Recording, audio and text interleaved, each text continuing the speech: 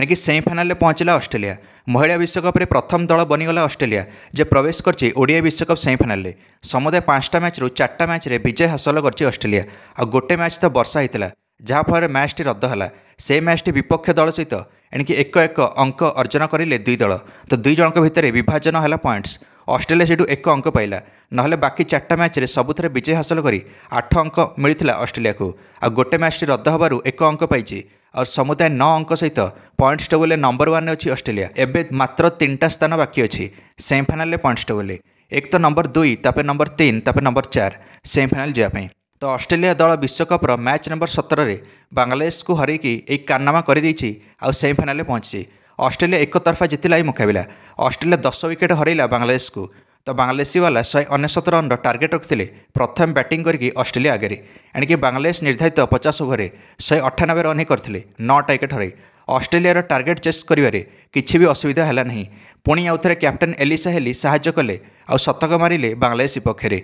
गत मैच रे भारत विपक्ष में शतक करते कैप्टेन एलिसा आउ 142 रन इनिंग्स खेलते मात्र 107 बॉल। भारत को हरई 12 अक्टोबर। तो गतकाली गुरुवार दिन 16 अक्टोबर बांग्लादेश विपक्ष में 113 रन इनिंग्स खेलीगले एलिसा मात्र 77 बॉल। तो एलिसा हेली नट आउट भी गले और कैप्टेन इनिंग्स खेलिले और ऑस्ट्रेलिया को मैच जितैले। एलिसा हेली साथी खेली ओपनर लिचफील्ड से भी 80 रन इनिंग्स खेलिले और नट आउट गले और बांग्लादेश को 10 विकेट हरईदे ऑस्ट्रेलिया।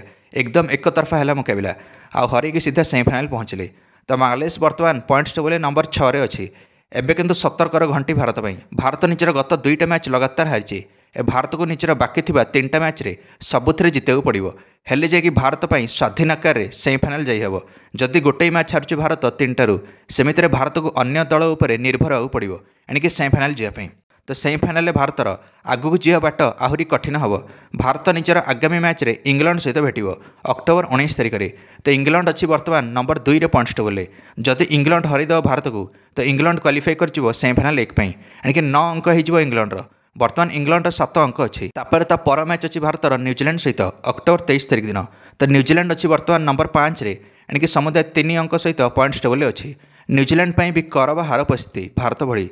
न्यूजीलैंड से दिन जदि हारीज तो नकआउट हो सेमिफाइनाल रेस रु। तो डिफेंडिंग T20 चैंपियन नकआउट हो New Zealand. New Zealand captain Sophie Devine निजर शेष विश्वकप खेलुंट आ फॉर्म रे भी अच्छा। ऑस्ट्रेलिया सहित शतक आसाला। साउथ अफ्रिका सहित भी 85 रन इनिंग्स खेलते सोफी डिवाइन। तो भारतर विजय रास्तार सोफी डिवाइन छिड़ा होते। दीर्घ 20 वर्ष एक्सपीरियंस रखुच्च सोफी डिवाइन अंतरराष्ट्रीय क्रिकेट में। यही मैच भारत पर जितवा एत सहज हेनी सोफी डिवाइन पर।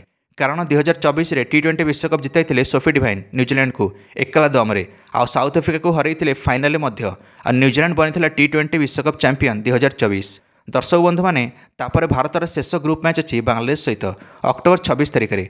तो भारत को इंग्लैंड न्यूजीलैंड बांग्लादेश को हरई पड़ो। भारत को जमी 10 अंक अर्जन करा पड़ो कारण 10 अंक हेले जाकि नंबर 2 ना नंबर 3 ना नंबर 4 स्थान मिल पॉइंट्स टेबल विश्वकप्र। भारतर बर्तमान 4 अंक अच्छी। भारत को आहरी लगातार 3टा मैच जितले 10 अंक हम। दर्शक बंधु मैंने ताहले जाकि भारत प्रवेश कर सेमिफाइनाल। तो विश्वकप अभियान आरंभ भारत 2टा मैच जीतला आ 4 अंक पहुँचला।